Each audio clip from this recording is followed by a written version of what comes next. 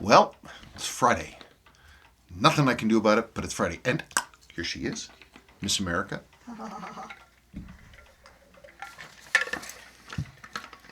I guess I look okay. Maybe I need to cut down on the salt. Oh, that's your problem. Not my problem. No, it's the salt industry's problem. Big salt. Big salt. Big salt out to kill us all. Whatever. Happy Friday.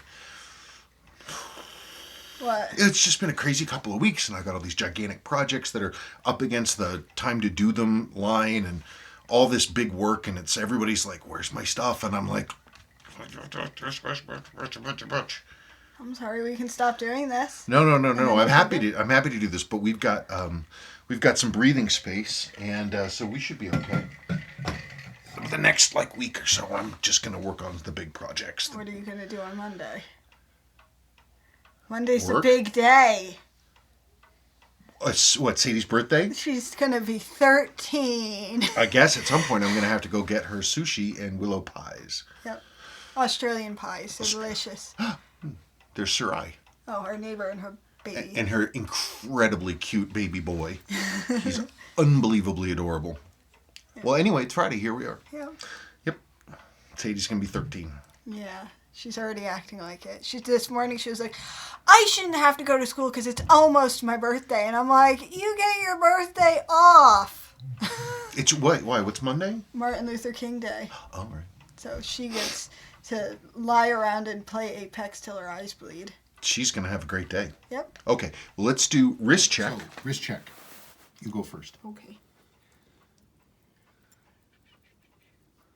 Hi, baby Arnie. Hey, the baby Arnie. Or, as Matt Ostrowski down in Denver found out, the Ian Anderson of Jethro Tull wore one. And there's a picture of him in 84 wearing one of these things.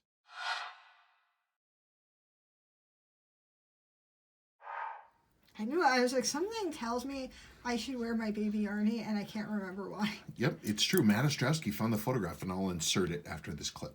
Okay. Of Ian Anderson doing his thing. And me, I'm wearing my SSA 03K slide rule on my Uncle Seiko Z199. I should wear this watch more often. It's just, sometimes it doesn't speak to me, but other times when I pick it out and I put it on, I'm like, that really is a pretty fantastic watch. And I do love it. And part of the reason I was thinking about this watch is that he left, and now he's Lane Edwards, darn it, Lane Edwards sent in this one. So this has got the blue, it's got the blue sort of waffle dial. So it gives you a real different look on it. So it's interesting. I've never seen one of these before, and it's looked like even the insert is blue. And is it gold? Is that gold printing? Kind of looks it. I'm not sure. Look at the 60. It kind of looks yellow. Mm-hmm. Interesting. Cool. Anyway, thank you, Lane, for sending this one in. And I want to talk about something different. Oh, she wants. Oh, wow. I know. I'm going to talk about something. I want to show everybody my first watch, though it doesn't work anymore. Oh, no, it works. It was running the other day. It just needs service. Okay, so I was talking on Instagram to Sandwich Time, and he had his Timex, and I was like, oh, my first watch was a Timex. So it's a 21 jewel little thing. I don't know when it's from. I don't know. I just liked it. It was my very first watch. So there you go. That's all I have to say about that. Yeah, isn't that great? Jethro Tull. I mean, if you're into Jethro Tull. I'm kind of amazed he's still alive. Ian Anderson. Yeah, he's one of those English boomer chain smoker dudes. Okay. He's still kicking. Oh, well, I'm wearing his watch. A version of mine of his watch. It's true. Well, let's rock on. Okay, and also it's going to be like last week where I'm going to have to vanish occasionally to make sure Sebastian's not being bad. Okay. Yesterday he threw an entire. We make our own bread. So I make bread 4 loaves at a time. And he took the last loaf of bread yesterday. It was a complete loaf of bread, and he threw it over the railing in the backyard for the dog. I got it before the dog ate it. But he also threw the other loaf of bread that I make. I make a different weird kind of bread once a week, and there was about that much left of it, and the dog ate it. It's molasses, like a sweet bread. Really, really, really dark, but super good, especially toasted with butter. Well, I made 2 loaves, so there's one in the freezer. Yeah, I know. Anyway, and I showed my first watch. People tell me what you think of my first watch. I mean, all I need to do with that watch is it's a Timex 21. It's a 21 jewel Timex. The only problem is the crown tube has come loose, come out of the case. I have replacement crown tubes that I can put in. And then it's just a matter of servicing it. I mean, it's a 21 jewel watch. Granted, it's a Timex. Why would they do that? It's a Timex. I don't know. Maybe they were trying to go up market. I mean, I don't know, because that wasn't their thing at all. When do you think that watch came out? Probably the 60s. I don't know. I'm honestly, I'm not sure. I mean, takes a licking, keeps on ticking was always their thing. But yeah, it keeps running, but its accuracy probably wasn't that great for all the non-jewel Timexes. But I mean, you were just supposed to replace the entire movement, but that may be different with I haven't looked under the hood of that thing in a really long time. Yeah, that would have been before you knew anything of what you were doing. Yeah, no, not at all, not at all. But I can make it better if you think you'd wear it. I'd wear that Leisure over the Timex. Oh yeah, Lane Edwards sent in some stuff. I love it. Sorry, I just got really loud, but I'm enthusiastic over this watch. Yeah, I mean we work in trade sometimes, and Lane Edwards sent in a bunch of stuff. Look at this Leisure. So it badly needs service. It must be serviced. It barely runs, but it's got its nice case with modern style pushers and everything else like that. I don't care for the green lume. I wish it had tan lume, but overall it's a really nice watch. So Leisure, very cool. But yeah, it barely runs. I have to go through the whole thing when I'm ever going to get time for that. But it's a nice watch, and it's the size you like too. Mm-hmm. It's very cool. Do you like the silver hands on the silver subdials? Yeah. Okay. Well, let's put that back there. What? I'm just listening. Do you want me to read a question? I can read it. From Leonardo Luque, or Luke, I don't know. People must subconsciously think of Kevin Klein with calling him Kevin. It happened this week, too. No, it happened yesterday on Instagram. Hey, thanks, Kevin, for getting back to me. Why? I have no idea. I don't get it. At a certain point, I think people are just yanking my chain. And the sad thing is that the name Kevin in Germany is like this stereotypical name for like basically your sort of jerk. Basically, your jerk idiot moron is Chad? No, not Chad. You're just like, you stupid jerk idiot moron is a Kevin.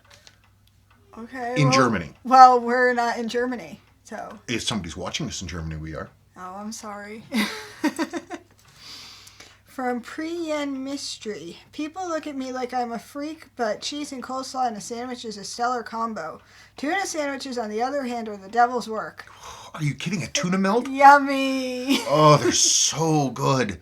I haven't had a real tuna melt in quite some time. Well, Sabrina made one. I made you one. Well, I'm thinking about, whenever I think about tuna melts, I think about Denny's at 3 a.m. Well, I've never been to Denny's. It was sourdough with lots of butter, but yours was very good. Come on, tuna sandwiches are great. Mm-hmm. Tuna casserole? Yeah. There's some in the fridge, but nobody's going to eat it. I'm going to eat it. Are you kidding? It's my lunch tomorrow. Okay. I'm in danger of wasting away. I'm dangerously undernourished. Okay, Milo. I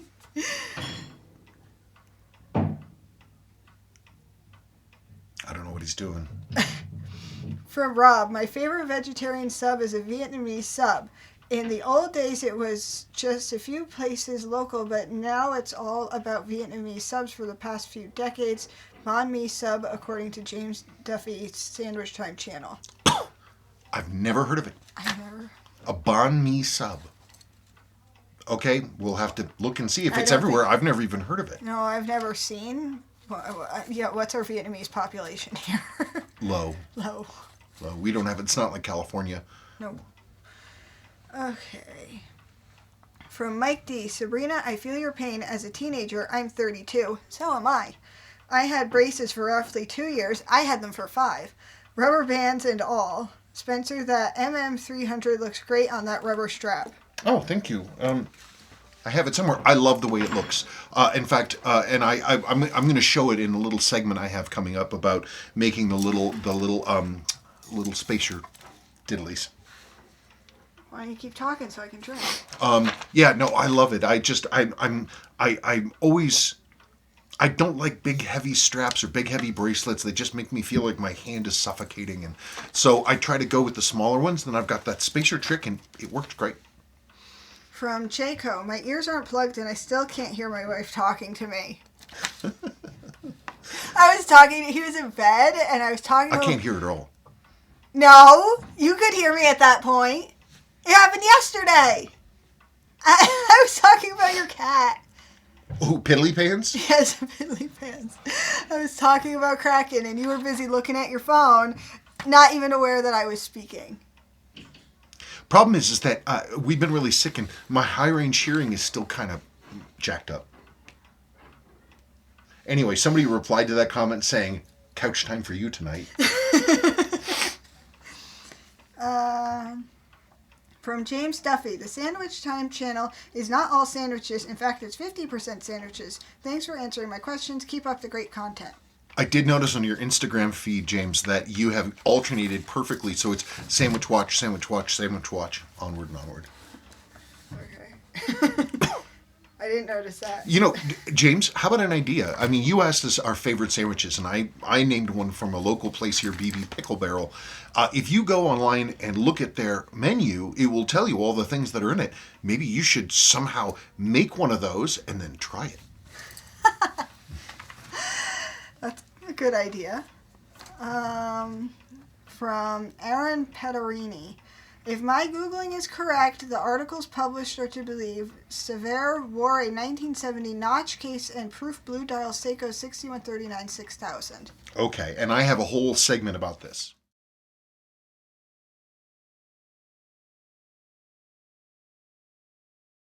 Okay, so between those two comments and a few more, it appears that the balance of opinion and possibly evidence is on the side of Francois Cevert's being 6139 6000 proof with a notch case. And that's what this is. This watch is entirely original, completely original, down to the crystal. I've never restored it. It's on its original chiclet bracelet.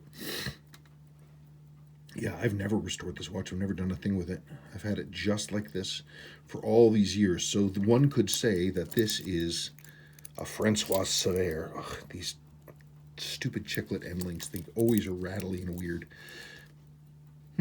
So, since this one is sort of a museum piece, maybe I'll have to break down then and say, well, I've got a couple other Ceverts sitting, waiting for restoration. So maybe I ought to restore one of these two. In both cases, the reason I haven't restored these, because these both have service sweeps. They're supposed to have like this. It's supposed to have the two-part sweep, see, with a little silver button in the middle. But Seiko's thing was when these came in for service, they would get rid of the one-piece sweep, and they would put on the two-piece sweep and put on a one-piece sweep, because it was part of the servicing thing that they would only use these hands one time. And so by the time these got serviced, the two-piece sweeps were gone. The problem is finding these original two-piece sweeps in this tomato red. God, it's just hard as heck. If I had two of those, I could turn these back into what they should have been. You know, these Ceverts. I mean, this one, that would be pretty decent. If it had a black ring especially, that'd be not bad. This one is not a notch, actually, well, I guess this one isn't a Cevert. This one's not a notch case, though, because it's a 6139 6001. The 6139 6001s did not have a notch case. Only the 6139 6000s or the 6139 6009 resist notch. Those also had it. That's a nice watch, isn't it? This is another one where I need that two-piece sweep. If I had the two-piece sweep, I could restore this one properly too. So I need to find a stash of those things. That's a nice watch. Look at that. That's a nice watch. I actually, the dumb thing is I actually prefer the one-piece sweep to the two. Ooh, that's a nice watch. Look at that, huh? I had to restore that watch. It's a nice piece. That's a nice piece. But anyway, maybe if I ever find one of those sweeps, I'll make a Cevert and have that be done. Oh, look, it's running. Does this one run? No, that one. That one doesn't run. This one does. Anyway, so Francois Cevert. There we go. So I don't know if I can find a supply of those two-piece sweeps, I could do it. So if anybody has any of those two-piece sweeps, not in the dark crimson red, but in the tomato red original, please let me know. From Oscar Gustavos Arcos Ruiz. According to my hurried internet search, Seiko by Franco. How do you say that French Francois. name? Francois. Oh, Cevert. whatever. I'm an American. I'm shamelessly an American. I can't pronounce anything. Was a 6139 6000 blue dial from 1971. The photos seem to confirm it. He used it with a leather strap, not with the bracelet. I suspect that this Credor, Credor or Credor, I don't know how it's pronounced. Chronograph you were talking about is the Phoenix GCBP 997 Cal 6S78 automatic column wheel from the 1990s, which, by the way, is one of my favorite pieces, and I would like to have one in my collection. I've never had one in my hands, but from the comments I have heard, the quality of these watches is comparable to that of a new Grand Seiko for much less money. I think I'd really be interested in picking one up or seeing one. I want to go look and see what's fast. Just see one simply for the movement. They seem, I guess, my faith in Seiko is inverted, which is that if they have something that seems unique and cool and they stopped making it, it's probably was something that they determined was too good for their customer base, whom they seem to hate. So I'm going to, I'd like to hunt one down. So I'm still doing research on that, and if I can come across one of those Credor, whatever they are, I'm going to try to pick one up. I think they're pretty neat. These are a couple comments about the horizontal versus vertical clutch question from last week. Todd S. The horizontal clutches in the new Omega 321 movement. I'm not sure how this works. Answer from Rick. Yeah, the lateral gear engagement for the chronograph is sometimes called a horizontal clutch. This design is very common among traditional chronograph movements. The vertical clutch is more a modern development and is more like what we typically think of as a clutch, i.e. friction plates. The lateral clutch is just a moving gear that's moved horizontally to engage with another gear. Boink. The vertical clutch is more likely to have problems, but it's more precise because it doesn't depend on gear teeth lining up. And that's certainly true. When I think clutch plates and springs. From Frenchman 619, with regards to a horizontal clutch, Agenhor's chronograph movement uses smooth wheels coated in a diamond nickel material to get the friction to move the wheels. The wheels do have small teeth to keep them in alignment should the wheels slip, though. So, I mean, it never occurred to me that two gears clicking together would be a clutch, but okay. Works for me. Can I read now? If you want to, Mr. Nacho Valenti. Well, no, it's this. All those things had to do with the clutch, and you were gone, and I didn't want to hand off. No, that's fine. It's a lot to read. He was busy playing with his cars. Today I went clothes shopping, and I brought him with me, and he got a Hopper from Stranger Things, his truck. His police truck. Yes, with a badge. From Nacho Valenti. Hi, Spencer, Kevin, and Sabrina. Although until now I had always asked you questions about Seiko, this time I would like to know, if possible, your opinion on the Longines Conquest Heritage 35mm. I bought this Christmas since it's the relay that my grandfather had many years ago, and for him I love watches. Thanks in advance, and always for interesting videos.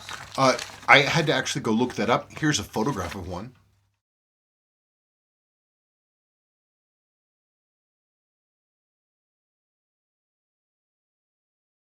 I mean, it's crazy. I mean, you want to talk about all these different throwback reissues that all these different companies are putting out. They're all pretty much interpretations of what things used to look like in the past.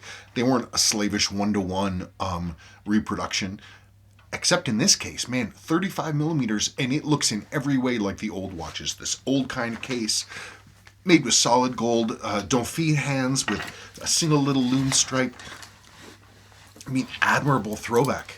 I don't know what else to say about them. I'm sure the quality is great.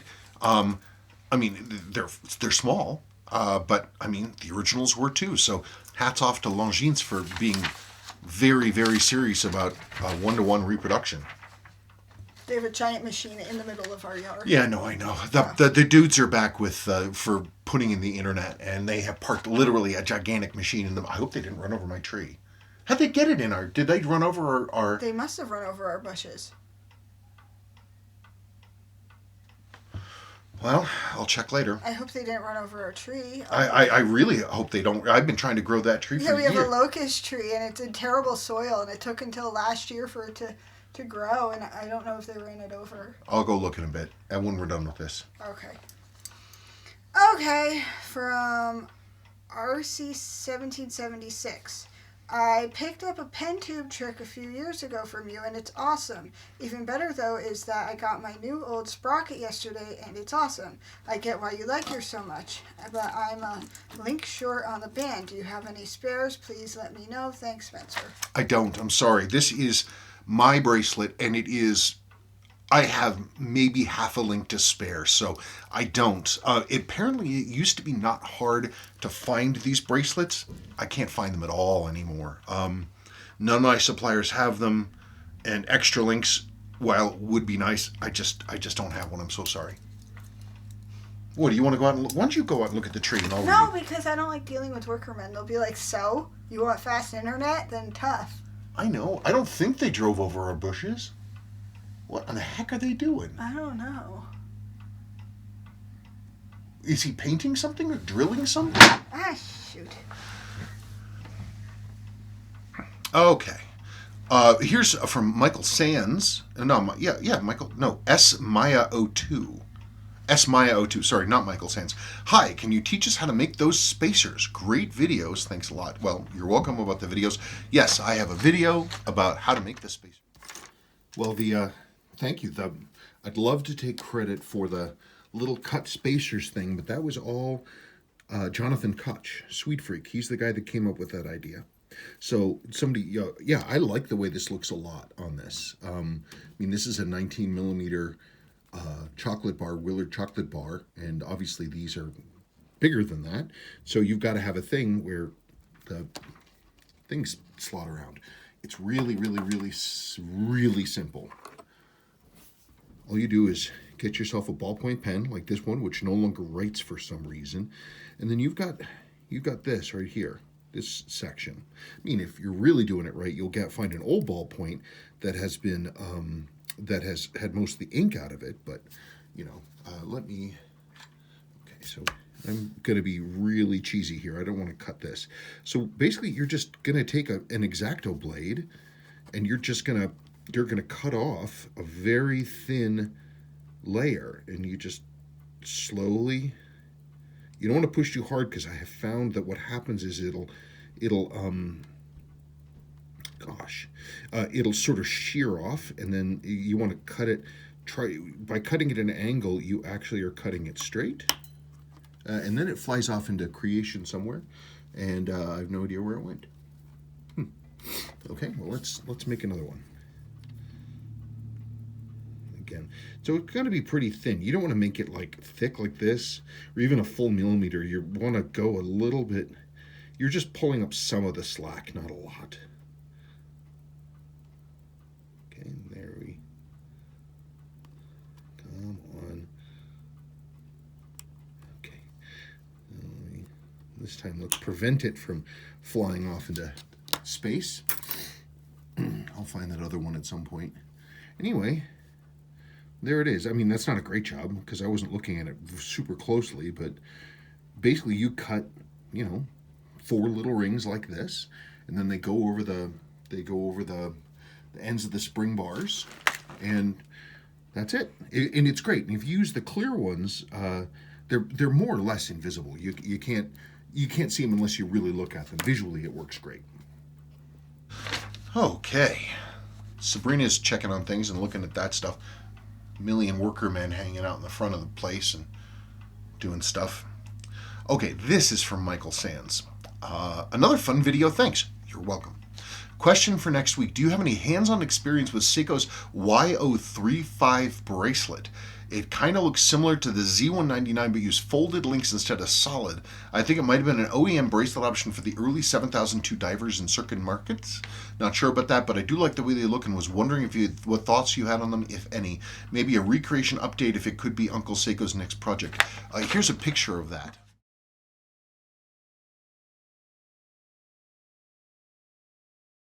Michael, it's actually a really common, I mean, to my eyes, it's a common bracelet type. Seiko used a lot. They put it out, versions of that bracelet on a ton of different watches, especially quartz watches in that time. I don't even know how many of those bracelet types I have. Like the 7As use them, 8123s, 7123s. I see a ton of them. I've never thought about them one way or the other, and I certainly didn't know that they might have potentially been an original bracelet for the 7002. I'll have to do research, but it just, when you showed it to me, I was getting excited, but I looked at it and I'm like, I have to look more at it to understand what it is, because it looked really standard to me, but I'll do some research and figure it out. I looked from Willow's room and I still see the tree. I hope they didn't run over that locust. Okay. From Lucky Gold Panda, have you heard of eco-drive movements being sensitive to shock? I read somewhere once that they don't stand up well to relatively minor impacts. I've been drooling over some of the Citizen AQ model watches, but besides the price, I can't help but wonder if they're robust enough. Happy weekend and curious to hear how the MG is coming along once the weather is warmer. The eco-drives, if they have too much clearance, a quartz, any clock movement, which we learned with your bedside clock, if you drop it, you can get it where all of a sudden the gears come apart and they come back together, and then they interfere and they just lock up like this. I haven't heard that eco drives are particularly prone to this. This is the first I've ever heard of it, but not that I know. On the MG, I cleaned the garage for a few hours last weekend, but it's still cold and gross out, and I get maybe a few hours once every couple of weeks, maybe, to work in the garage, and that's just the way that it is. I've given up on the idea that I actually get the thing running in time for spring as I had planned, but we'll see. Next question made me laugh. From Brendan, hey Spencer, just curious, have you ever had good experience with people buying watches overseas via eBay and having a good experience, like Peru, Morocco, and the Philippines? I bought a few watches from the Philippines that were... You complain about it all. Well, no. What I complain about is sellers from the Philippines and other places in Southeast Asia, not just the Philippines. And again, this is not a slam at the people of the Philippines. It's unscrupulous individuals trying to make money. Who happen to live there, who are offloading a ton of bad watches that they are specifically selling with an intent to deceive. In those cases, well, you got to know what you're getting into. But I've certainly bought great watches from the Philippines. If you know what you're looking for, you can look and you can make a determination based on the case and the movement and the seller. I bought watches from Mexico that were fine. I bought watches, actually there's one seller in Chile, or is it Peru, who I think he's cleaning out an old watchmaker's place, and he's got a lot of good stuff. And I bought a number of watches from him. I bought a great watch many years ago from Brazil. Sure, I've never bought from... What about the one you got from Venezuela for like a nickel? That was a great watch. I've gotten, heck, this came from Mexico. My wrist tracker, I got this one from Mexico, and it was for $150.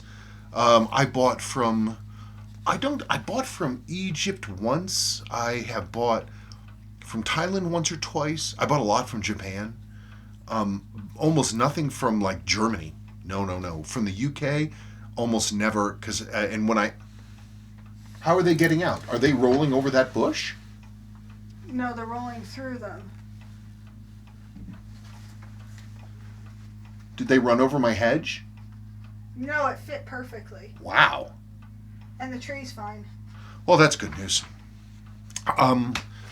I've acquired like one watch from like Scandinavia, Norway, a couple from Russia. It's just the country of origin is not the issue really so much as making sure that you're doing your research and can recognize the qualities of the watch you're looking at, whether it's good or bad or whatever the heck it is. And so, yeah, but I thought that in places with a humid climate, you have to be very careful. Like Very, very, very careful. Absolutely. It's one of the reasons why so many watches here in the United States are in great condition because, well, one, the climate is not, deleterious for watches, but also people, they would keep their watches and they wouldn't necessarily wear them for a long time, and then they'd go in the sock drawer. Whereas in places where maybe the economy isn't as great, people just wear their watches and wear them and wear them and wear them and wear them until they're really beaten. And if it's in a hot, wet environment, then they're going to really suffer, especially with lots of sun. I don't know. You just got to know what you're doing and be careful. From Aumkar Chandon. Sorry if I butchered that.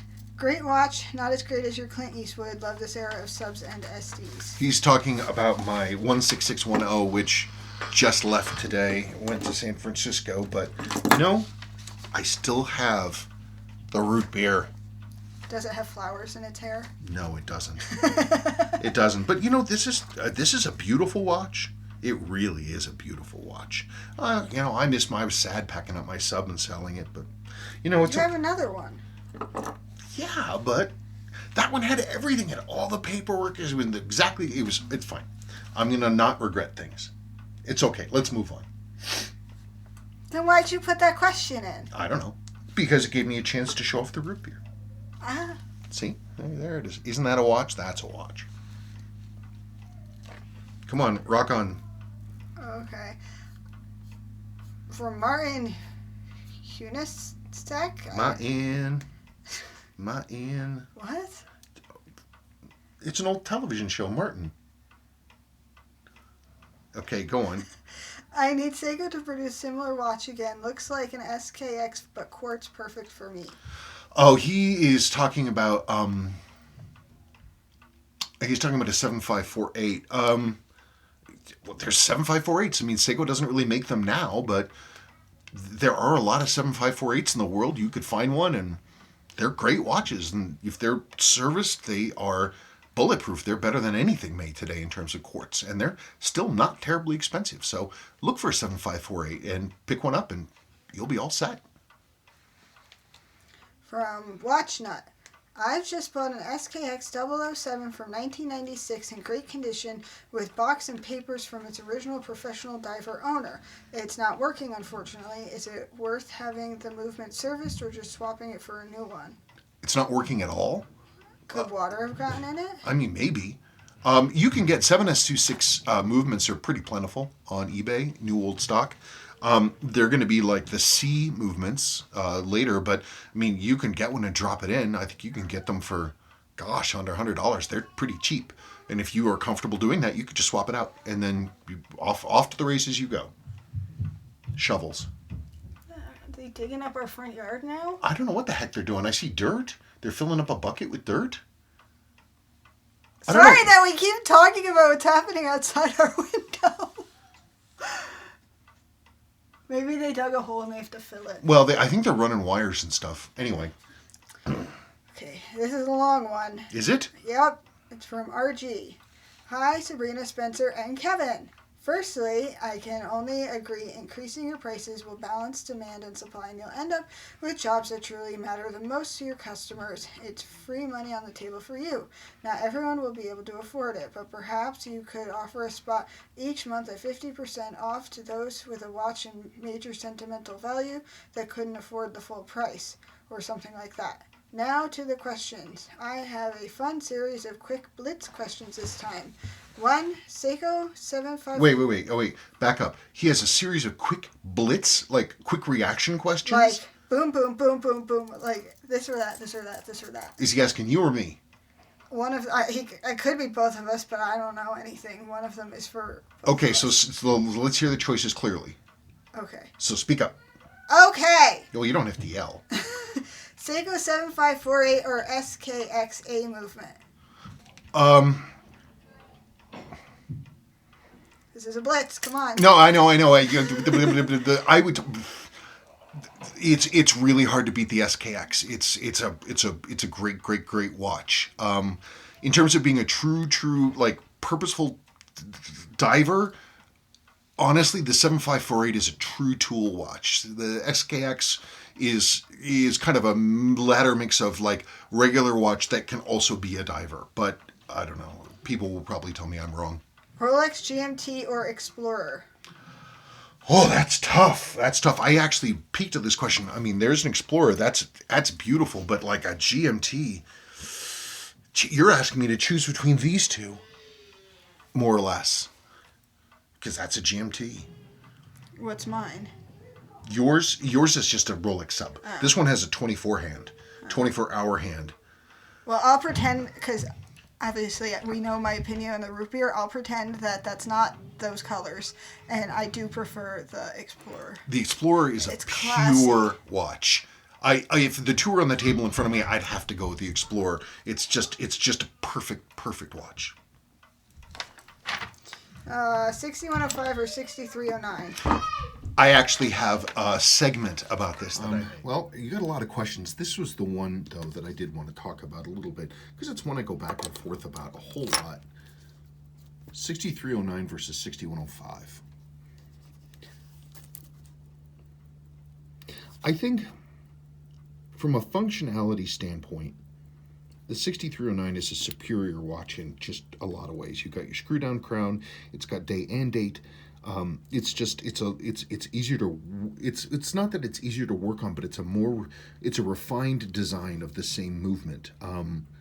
It's a stronger design. It's easier to deal with. And it's an attractive big cushion case. It's really nice, but that's the one thing that really trumps the 6309 is this case, this beautiful. I mean, this is for the time.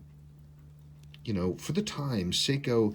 This case was just astonishing. This time. Most of the other things at this time were Swiss style watches, Swiss style divers. There still was and hasn't ever been anything quite like this. This is still an utterly unique and beautiful design. It's exquisite. It's impossible to overstate. Not only is it just beautiful, it's incredibly comfortable. I love it. And also on the 6309s, I prefer the dials, honestly. I think they're more toolish with the way that they're markings. For some reason, and I don't quite know why, these cushion cases are not my favorites, but it's one of the reasons why I loved this 6309 that I got off of eBay, that it had been modded like this with a slim case. I think it's almost really the best of both worlds. I mean, you compare it to an SKX, and you can see where Seiko was going with that. This, to me, is kind of the best of both worlds, but I don't know. You can't really go wrong with an SKX. I don't know.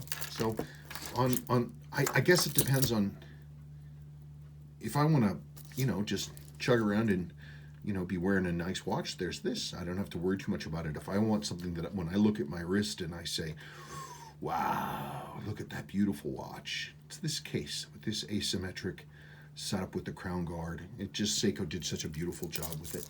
I don't know why. I mean, they could have kept the 6309 with this and simply gone to the screw down crown. I mean, they still could have had this beautiful crown guard. Oh well, what are you gonna do? The answer is Sebastian squeaking at us. But then I missed the Blitz question. You did? Okay, well, I'm going to wait. I'm going to pause. And we're back. And we're back. Rocket was eating Willow's LOL dolls bottle. There you go. Anyway, sandwich or pizza? Sandwich. I don't know. Well, you see, there's so much variability with the sandwich. And sandwiches, when they're done right, they're just so good. I'm going to say pizza because of my braces. I have a hard time eating sandwiches with delicious bread. Yeah, because pizza is kind of a variation on a single note, whereas sandwiches are a symphony.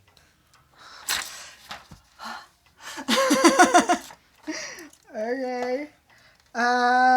Sprocket or Omega Mark 40? If I had to, honestly, the Omega Mark 40, man, in a second. Look, I love the sprocket and everything, but an Omega Mark 40? Phineas. Yeah, Omega Mark 40. Sorry. If anybody has an Omega Mark 40 and they want to trade it for the sprocket, I'll do that trade straight up. Look, it's a tail. Stargate Stargate 1 or 2?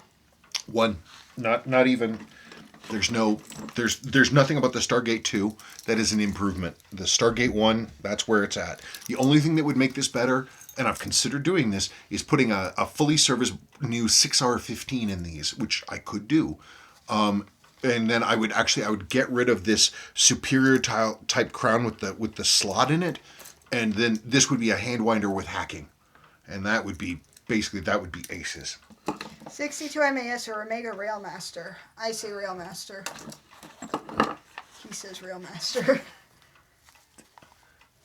What a watch. The Railmaster, the 39mm Railmaster, fantastic. See, I told you there was a reason I brought this downstairs. I thought you were going to sell it. No. Colorado or Florida? Colorado. Sorry, Florida. Last time I was there, I can't escape the mental impression of what the heat was like. And even after a few hours of being inside, and you'd go out again, you'd think that you would remember how hot it was, how oppressively humid and hot. We were there in July. And it was unreal. It was impossible to believe that it was that temperature all the time. It gets hot here, but not that hot. It was like you'd open the sliding door on the little timeshare we were at to go and look at the ocean, and it was like this. It was like being wrapped in wet wool flannel. Oh, God, it was awful. You were like, this is a judgment. This is a judgment. Oh, it was hellish. And then when we were walking in the parking lot at the space station, oh my God. It was somewhere in the hundreds, walking on black tarmac under full sun. And we tried going to the beach, and it was like Sebastian was just suffering. It was so hot. Mm-hmm. Can't take it. We'll go there during spring break at some point. I want to go to Hawaii where it's only 72 all the time. Okay, then you can go by yourself because you can't afford having 5 people go. Oh well. Okay, onward and upward. Sin 104 Arnie reissue.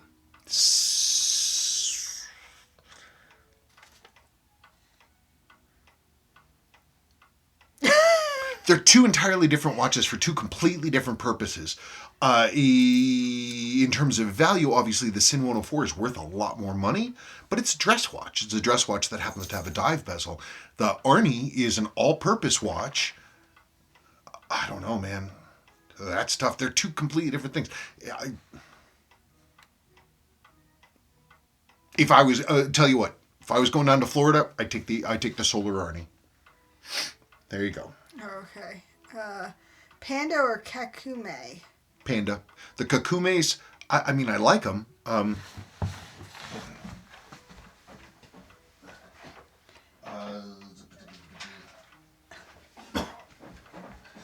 you scared Finny. Well, I always scare Finny.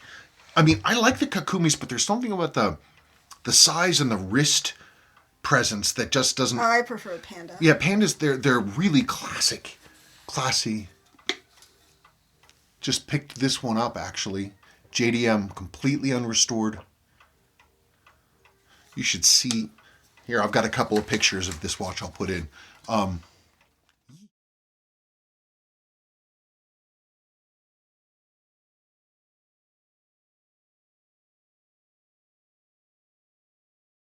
mean, it's unrestored. I don't need to see it.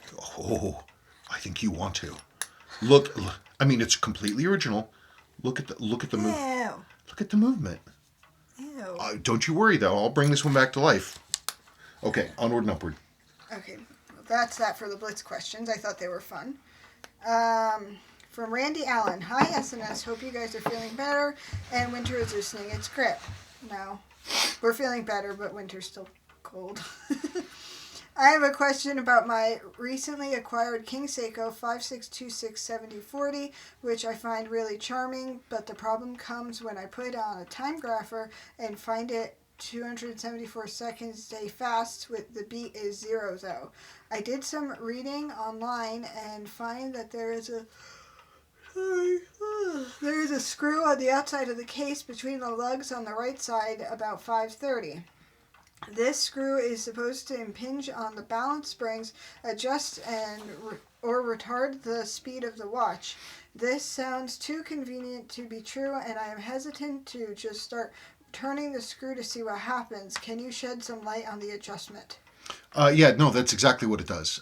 But gaining 274 seconds, the balance is way out of spec. That would have to be, you couldn't turn the screw enough to change that. So the purpose of that screw is to do really fine micro adjustments, really small adjustments, rather than anything else. So you, unfortunately, yes, it works, but you would have to pull the whole movement and make sure that it's getting to where it needs to be. Pull the movement and actually adjust it down manually where it's supposed to be, and then you close it up and be done with it. I'm yawning again.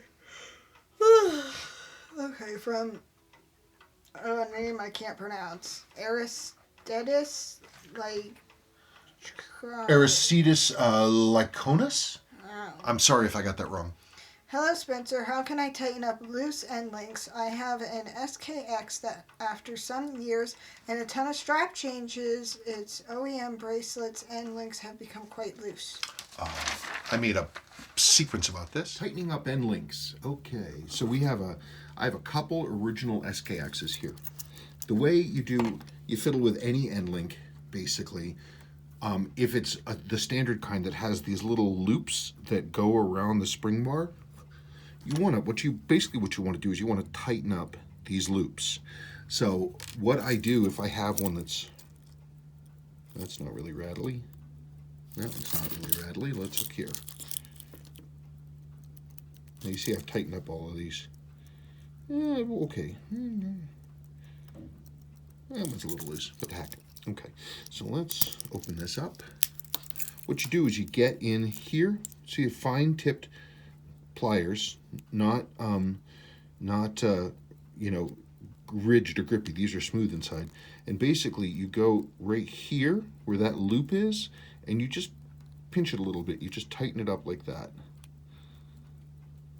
The other thing that might be is that your tabs might be bent down.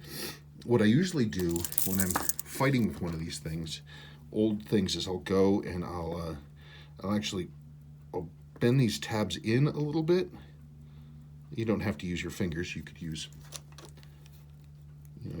these, bend those down a little bit, and then put it together, get it in, and then tighten up these loops, and that should cure most of your problems. The only time it's kind of impossible to do is if you have a Stellux type end, like this. These Stellux ends are designed to be hidden connectors under here, and they're just a devil to get to sit down. They just will not behave, and they are always rattly no matter what I do. It's probably one of the reasons why Seiko doesn't use those anymore. Anyway, that's how you do it. It's pretty straightforward. From Julie Hill, question, just had a Seiko KS5626 service running well, but hacking not working. Why not? Was the hacking working before? The hacking levers on those have a teeny tiny spring. They're underneath the balance, and those springs are easy to lose, or it's also fairly easy to not... Finny just failed at cat. God, that was ridiculous, Finny. If the hacking wasn't set up correctly, then that's the issue. You have to go back in and check it. On those, I believe you can pull the balance and the balance cock, and you can actually see the spring and the lever right underneath that. You can get right to it. So that's the first thing that I would check. But if it hacked before and doesn't hack now, I would go back to the person who serviced it. From Jen Savage. I inherited a brown bullhead from my grandfather and was wondering what to do if it stops ticking. It's the brown version that says Seiko Sports Speed Timer on the front. Do you know if it just needs a battery? I didn't see anything that could be unscrewed in the back.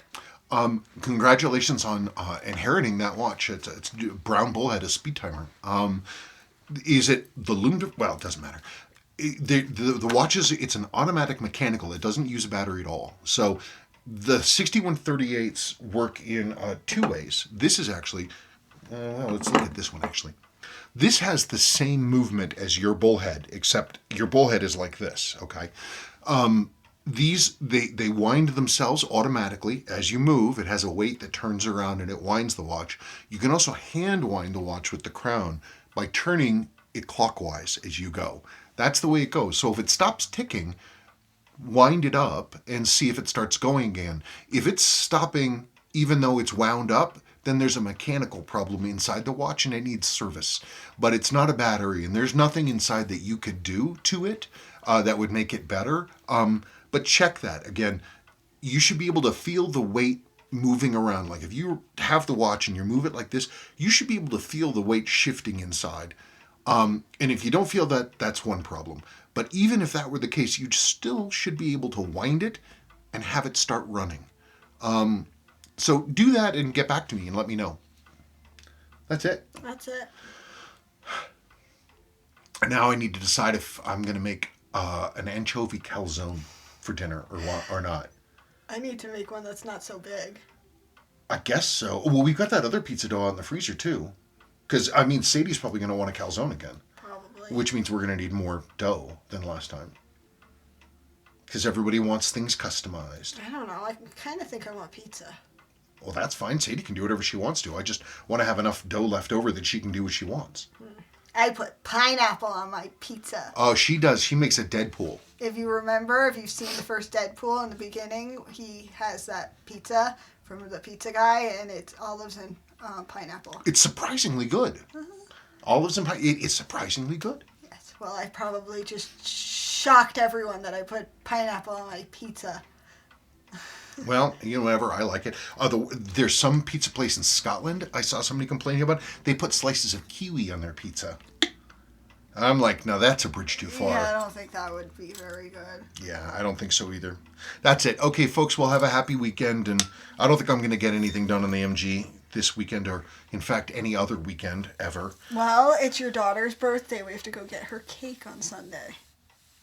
What? I don't know. Okay. Well, we'll figure that out. But thank you so much for watching and all your questions and all that other happy stuff. And You can see Finny. oh, shoot. I was supposed to give a shout out to... I don't remember his name. Hang on just one second. Oh, whoops. From Watch Display on Instagram. He's somebody... I had a question about a Rolex 168000. This transitional model. The Rolex only made them for a very short time. And it was actually my first choice for Rolex submodel that I ever wanted way back. But then Sean Cody of blessed memory talked me out of it. But I'm thinking about them again. Anyway, he had one for sale, but it sold. But anyway, I was talking to him, and he said he's been watching our videos for years and years. So to Watch Display, I apologize for our lack of planning and our unscripted garbage that you have been consuming for years. What? I was looking at Instagram. You know, no, it's I was researching Rolex 168000. They're transitional submariners. Oh, right. Only made in like 87 and 88. So I was looking online at different things because I wanted to learn more about them. And I came across a for sale ad of one, and I was like, wow, that's great. And it had his Instagram handle on it. And so I went and found him on Instagram. And I went to message him, and I found that he was already following me. And so I was like, okay, that's cool. And so I went to message him, and we had already had a previous conversation. And I didn't put two and two together, but we chatted about Rolexes for a while. And then he said, oh, yeah, I've been watching your videos for years and years. Why? Anyway, shout out to Watch Display. And that's it. Okay, we are done. Yes. Anybody has a Rolex 168000 with patinaed tritium lume, please let me know. Don't give me that look. What? What look? The devil look that your son goes, hey, it's Milo. It is Milo. Gosh, it's catastic in here. All three cats are here. Okay, that's it. I'm done. Yes. Yes. Goodbye. Bye.